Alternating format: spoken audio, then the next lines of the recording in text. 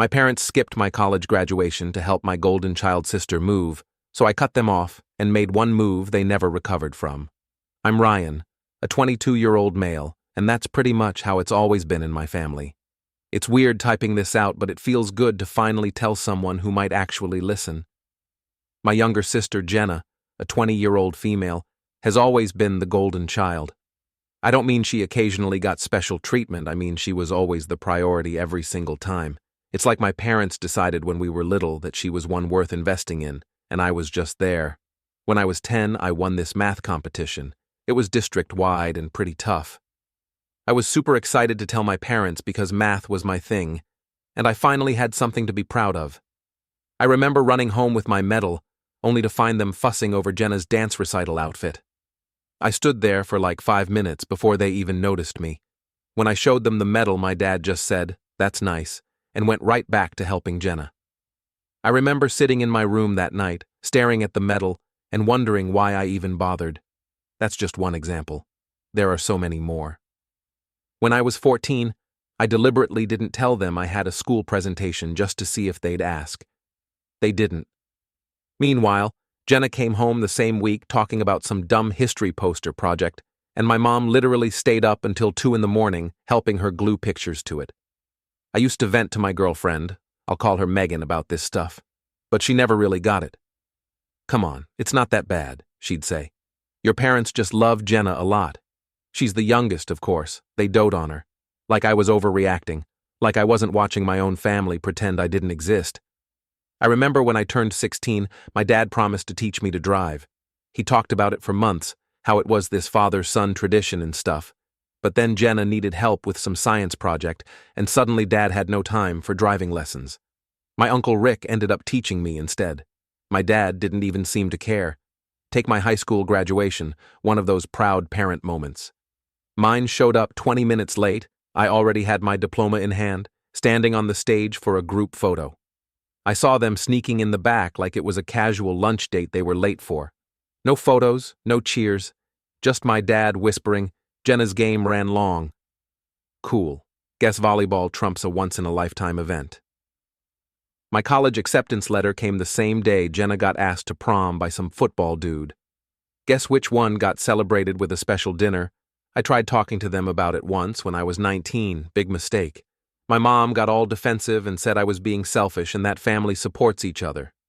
Dad just sat there nodding along like a damn bobblehead. The message was crystal clear. Jenna's needs are more important than Ryan's needs. Always. It messes with your head, you know, growing up knowing you're the afterthought in your own family.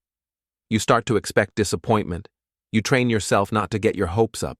And honestly, when someone actually does show up for you, it feels so weird that you don't even know how to react. Uncle Rick was pretty much the only one who ever saw what was happening. He's my dad's older brother, and he'd pull me aside at family gatherings sometimes and say stuff like, "I see what's happening here, kid, and it's not right." He was the only one who ever validated what I was feeling. Everyone else acted like I was crazy or too sensitive. So anyway, fast forward to busted my ass for 4 years in computer science, worked part-time, maintained a 3.9 GPA, and even made some connections through networking events. I was pretty proud of myself, especially since I'd done it mostly on my own. For some stupid reason, I thought my college graduation would be different, that maybe this big milestone would be the one where they'd actually put me first for once, like, this was it, their chance to show me they cared. So, about 2 weeks before my graduation, I reminded my parents about the ceremony. I was like, "Hey, so graduation's on the 15th at 10 in the morning if you guys still plan on coming." My mom barely looked up from her phone and said, "We wouldn't miss it, honey." The day before graduation, I sent a message to our family group chat. "Ceremony starts at 10 in the morning tomorrow. Parking gets crazy, so maybe try to arrive by 9:30. No response, but that wasn't unusual with them, so I didn't think much of it. Graduation morning comes around, and I'm getting dressed in my cap and gown. I was nervous, but excited too. Megan was supposed to meet me at my apartment at 8:30 so we could head over together. I checked my phone, half expecting some weak excuse. Megan wasn't technically like my parents, but there had been times when I'd felt like she was a little too quick to take their side, a little too eager to please my mom. She'd always been the type to smooth things over, to say, It's not a big deal, babe, whenever I got frustrated with them. I pushed the thought down. No way she'd let me down today. By 9, she still hadn't shown up. I called her and there was all this background noise, people talking and laughing. Hey, where are you? We need to go. She hesitates. Oh, something came up. I'm at Jenna's new place. At Jenna's new place, on my graduation morning. I sit down on my bed, rubbing my temple, already knowing where this is going. You're kidding, right? Your mom asked me to help her move. I thought you knew. I froze, something about the way she said it. It wasn't surprise or guilt. It was just annoyance, like I was being unreasonable for even questioning it. Like she wasn't surprised to be caught, irritated that I had a problem with it. And that's when it clicked.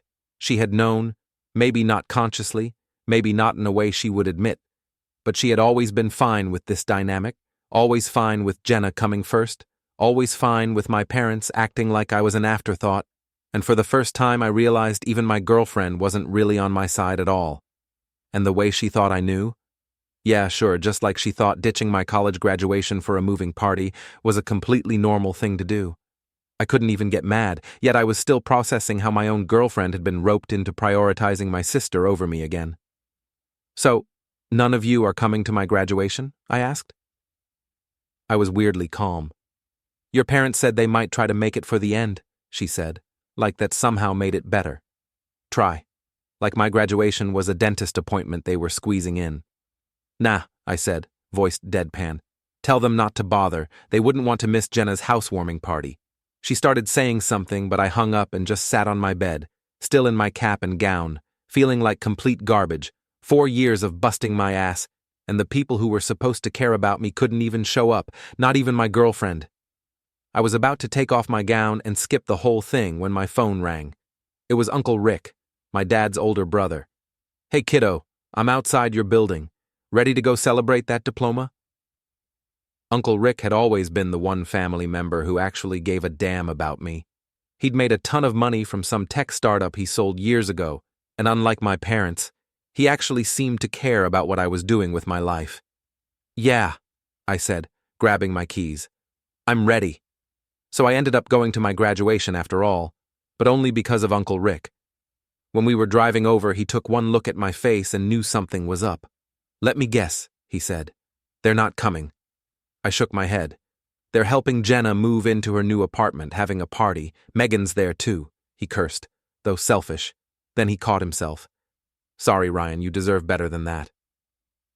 Walking onto that stage, I scanned the crowd like an idiot, still holding on to some dumb hope that maybe, just maybe, they'd shown up last minute. Nothing, just rows and rows of people hugging their kids, dads clapping their sons on the back, moms crying happy tears. Meanwhile, I'm standing there with my diploma in hand, the only person cheering for me being my uncle, who technically isn't even obligated to give a crap. That's when it really sank in. They didn't just forget me, they made a choice, and the choice was Jenna. After the ceremony, Uncle Rick took me to this fancy steakhouse he'd reserved, like the kind of place where they don't even put prices on the menu. When I walked in wearing my graduation gown, the staff actually applauded, which was embarrassing but kind of nice too. Uncle Rick went all out and got the fanciest thing on the menu. The waiter didn't even ask for my ID. Guess the cap and gown were proof enough that I was officially an adult. I'm proud of you, kid, Uncle Rick said, lifting his glass. Computer science isn't easy, and you crushed it. You're going places whether they see it or not. It's wild how much those words meant. Out of everything that happened that day, hearing my uncle say he was proud hit the hardest. For once, someone actually saw what I'd accomplished. My uncle has always been straight with me. When I was younger, he'd pull me aside at family gatherings and say stuff like, I see what's happening here and it's not right. He never sugar-coated things or made excuses for my parents like everyone else did. Halfway through lunch, my phone starts buzzing like crazy. At first, I think maybe it's an apology that they realized how badly they screwed up. But all I found is, Megan, where are you? Are you coming to Jenna's party? Mom, sorry we couldn't make it, sweetie, but Jenna's apartment is so nice. You'll love it. Dad, let's do dinner next weekend to celebrate you. Dinner and for the next weekend, because, wouldn't want to interrupt Jenna's big day with something as minor as my college graduation. I put my phone face down on the table. Uncle Rick sees my expression. "Let me guess," he says, cutting into his steak. "They're at a party." I nodded. He chews for a second, then shakes his head. "Eat your steak." After we finished eating, Uncle Rick handed me an envelope. Inside was a check for $50,000 and a business card for some guy named Mark at a tech company in Seattle. "Consider it a graduation gift," he said. "Mark's looking for fresh talent. He'll give you an interview if you want it." I stared at the check. That was more money than I'd ever seen in my life. "Uncle, I can't." "You can and you will," he said firmly. "Look, I never had kids of my own. Let me do this for you. Take the money, take the opportunity, and get the hell away from people who don't appreciate you." I hugged him, trying not to get emotional in the middle of a fancy restaurant. "Thank you." On the way back to my apartment, I made my decision. I was never going to my family's house again. I took a photo of me and Uncle Rick at the restaurant and posted it on Instagram with the caption, "Huge thanks to the only person who showed up for my graduation. At least now I know who actually cares about me." Then I turned off my phone. I didn't want to deal with any of their responses or excuses. When we got back to my place, Uncle Rick and I talked more about the job in Seattle. It sounded perfect. A junior developer position at a growing company, good salary, chance to move across the country. "What about my lease? My stuff?" I asked. Uncle Rick waved his hand. "Details. We'll figure it out. Question is, do you want a fresh start or not?" I thought about how Megan had betrayed me, how my parents had chosen Jenna over me yet again on what should have been one of the biggest days of my life, how nothing would ever change if I stayed. "Yeah," I said. "I want a fresh start." We called Mark right then and there. Uncle Rick put him on speaker and introduced me. We talked for about 20 minutes about my projects, my experience, what I was looking for in a job. At the end of the call, Mark said, "How soon can you get out here for an in-person interview?" I looked at my uncle, who gave me a thumbs up. "How about next week?" I said. "Perfect. Rick, send me his resume and I'll have HR set everything up." After we hung up, I felt this weird mix of excitement and nervousness. I was really doing this, starting over completely. "You're doing the right thing," Uncle Rick said, like he could read my mind. "Sometimes you have to look out for yourself because no one else will." The interview with Mark went way better than I expected. I flew out to Seattle. Uncle Rick paid for the ticket, wouldn't let me argue about it, and the company put me up in this nice hotel downtown. The office was super cool, one of those modern tech spaces with free snacks, standing desks, and all that stuff. Mark and I clicked right away. We ended up talking for almost 2 hours, way longer than scheduled. At the end, he was like, "So when can you start?" Just like that. Junior developer position, 6-figure salary, which blew my mind, plus relocation assistance. I accepted on the spot. The crazy part?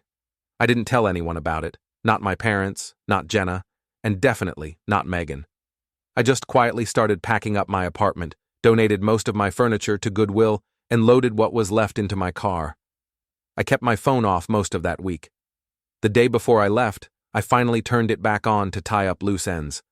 Holy cow. 47 missed calls, 93 text messages, voicemails from my parents demanding to know where I was, why I wasn't answering, how I could be so childish about missing one graduation ceremony. Megan's messages were the worst. She went from, "Please talk to me, I know I messed up. Your parents said it would just be an hour, but then everyone started drinking, and I couldn't leave," to, "Seriously, Ryan, you're ghosting me over this?" I said I was sorry. "I'm coming over tomorrow. We need to talk about this in person." To, "Your neighbor said you're moving. Where are you going? Call me." I didn't respond to any of it. Instead, I sent a quick email to my landlord explaining I was breaking my lease and that they could keep the security deposit. Then I got in my car at 5 in the morning and started the drive to Seattle. It took me 3 days, staying in cheap motels along the way.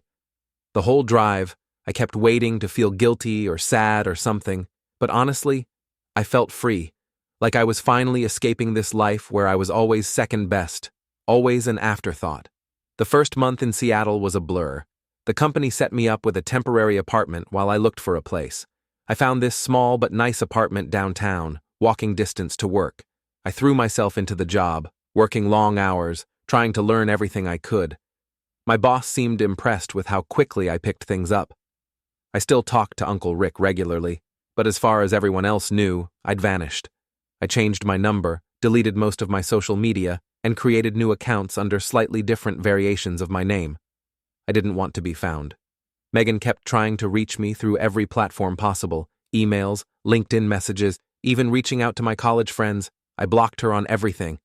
My parents tried calling daily. For the first few weeks, I listened to some of their voicemails out of curiosity. "This behavior is unacceptable, Ryan," my mom said in one. "We've always supported you, and this is how you repay us? By disappearing and ignoring us? You're breaking your father's heart. And my favorite, your sister misses you. She doesn't understand why you're punishing her for something that wasn't her fault. Please call us back." I deleted them all. The funny thing is, I didn't feel bad about any of it, not even a little. For the first time in my life, I wasn't constantly waiting for approval or validation that never came. I was just living, focusing on my career, making new friends at work. I even started going to this rock climbing gym nearby. 6 months went by, no contact. I got promoted, started making actual friends, people who knew nothing about my past or my family drama, just normal relationships not tainted by all that baggage. Life was good, really good. But then came the email from my dad. "We need to talk. It's about your inheritance." I actually laughed out loud when I read it. Inheritance? What inheritance? My parents were comfortable, but they weren't rich by any means. Dad had his accounting firm and Mom was a part-time real estate agent. They had a nice house in the suburbs and took a vacation once a year. That was it. Even if they had been wealthy, did they seriously think money would make me come crawling back after everything? I replied with 2 words: not interested. That opened the floodgates.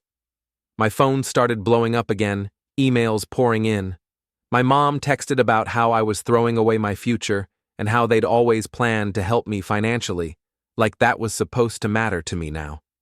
My dad sent this long email about family responsibility and how I was being childish and ungrateful. It was all so fake. They'd had months to apologize, to acknowledge how they'd hurt me, but instead, they were trying to dangle money in front of me like I was some kind of pet who would perform tricks for treats. After a week of this, I finally answered one of Dad's calls. I was sitting at my desk at work on my lunch break when his number popped up for like the 20th time. "What?" I said flatly. "Ryan, thank God." He sounded relieved. "We've been so worried. Where are you? Are you okay?" "I'm fine. What do you want?" He cleared his throat. "Son, we need to discuss your future.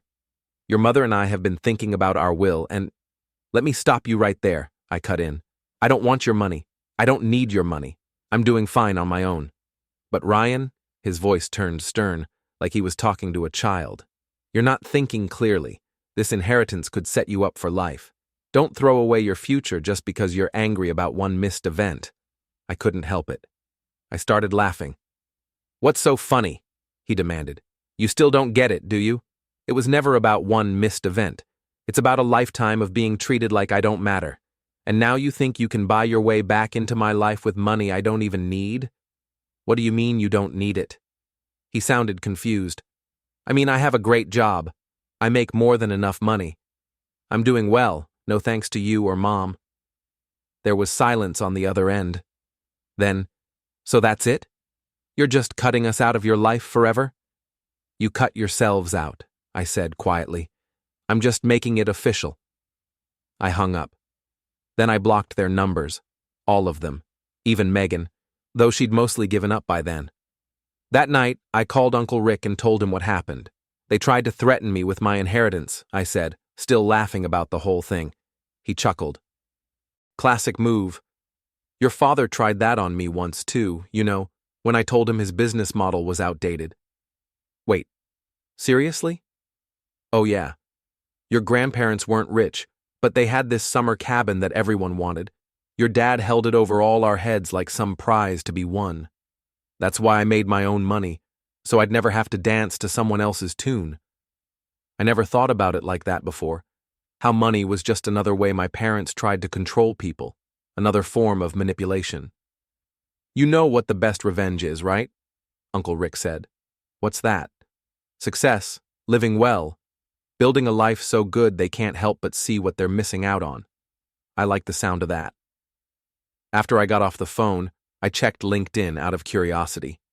My dad had viewed my profile multiple times. I could tell he was keeping tabs on me, seeing my job updates, probably trying to figure out where I was living.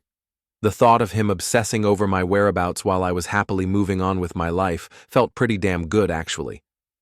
I updated my LinkedIn that night, added my promotion, some project details, a few professional photos of me at a tech conference, let him see exactly what he was missing out on. My roommate Dave could tell something was up. "You good?" he asked when he saw me smirking at my laptop. "Yeah," I said, "just dealing with some family drama. The golden child sister and the shitty parents. He'd heard bits and pieces over beers one night. They're trying to bribe me back into their lives with some mysterious inheritance." Dave laughed. "Dude, that's pathetic." "I know, right? The funny part is, I make more money now than they ever will. And before I knew it, 2 years had passed. I went from junior developer to team lead in record time. My boss kept giving me more responsibility because I worked my ass off. I led this huge product launch that actually got some attention in the tech world. I got featured in a couple of articles about rising stars in software development. Nothing major, but my face and name were out there. I bought a nice condo overlooking Puget Sound with floor-to-ceiling windows and an actual view. Started making real money, the kind where you don't have to check your bank account before going out to dinner. The dating scene in Seattle was pretty good too. Nothing super serious, but I was meeting interesting people and enjoying myself. Made friends who were into hiking and camping, so we'd take weekend trips to explore Washington State. For the first time ever, I had a life that felt completely mine, not defined by being the forgotten child or anything related to my family. Uncle Rick visited often. He'd crash at my place and we'd hit up the nice restaurants in town. He told me several times how proud he was of what I was building for myself. He was more of a father figure to me than my actual dad ever was. I rarely thought about my family anymore.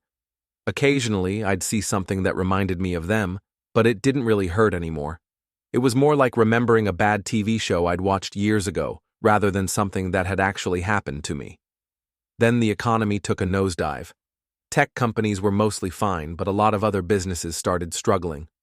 I only knew about my dad's situation because Uncle Rick mentioned it during one of our calls. "Your dad's accounting firm isn't doing so hot," he said, sipping his coffee at my kitchen counter. "Lost a bunch of clients to bigger firms that could offer lower rates, might have to downsize." I just shrugged, not my problem. I didn't feel happy about it, but I didn't feel bad either. Just nothing. A month later, I got a LinkedIn message from my dad, super formal and professional. "Ryan, I hope this message finds you well. I've been following your career with interest. Very impressive work with the Streamline AI project. I was wondering if we could connect sometime to discuss potential collaboration opportunities. Hope to hear from you soon." I showed it to my coworker Mike over lunch. He nearly spit out his drink. "Dude, is he serious? Potential collaboration opportunities? That's code for I need money, right?" I nodded, still staring at the message. "Pretty much." "What are you going to do?" I closed my laptop. Nothing. But the messages didn't stop there. Next came an email from my mom, talking about how proud they were of my success, how they'd always known I would do great things. She mentioned, almost casually, that they were going through a difficult time financially, and that they missed their son. Then Jenna reached out on Instagram. "Hey stranger, long time no talk. Look, I know things are weird with us, but Mom and Dad are really struggling right now. Dad's business is failing and they might lose the house. I know you're doing really well, congrats on that by the way, and I was wondering if maybe you could help them out. They're too proud to ask directly." I didn't respond to any of them. Didn't even mark the messages as read. Mike was fascinated by the whole situation. "So, your parents ignored you your whole life, chose your sister over you every time, including ditching your college graduation, and now they want you to bail them out? That's some next-level entitlement."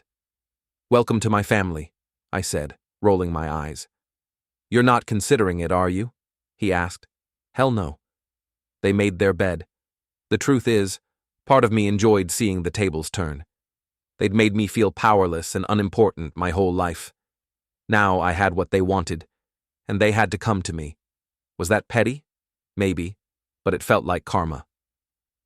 Then, one Saturday morning, My doorman called up. "Mr. Walker, there's a couple here to see you. They say they're your parents." My heart started pounding. "I'm not expecting anyone.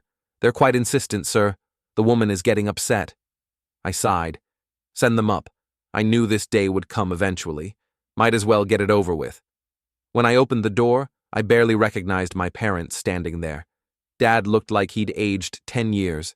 Gray hair, deep wrinkles, the whole deal. Mom was skinny in a not healthy way, wearing clothes that used to fit her but now just hung off her frame. They both had this look I'd never seen before, like cornered animals. "Ryan," Mom whispered, reaching for a hug. I stepped back, keeping the door half closed like a shield. "How'd you find my address?" I asked. Dad cleared his throat. "Rick told us. Said it was time we talked." That pissed me off. Uncle Rick had always been the one person who respected my boundaries.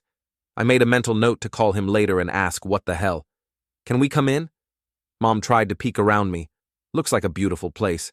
I almost said no, but figured might as well get this over with.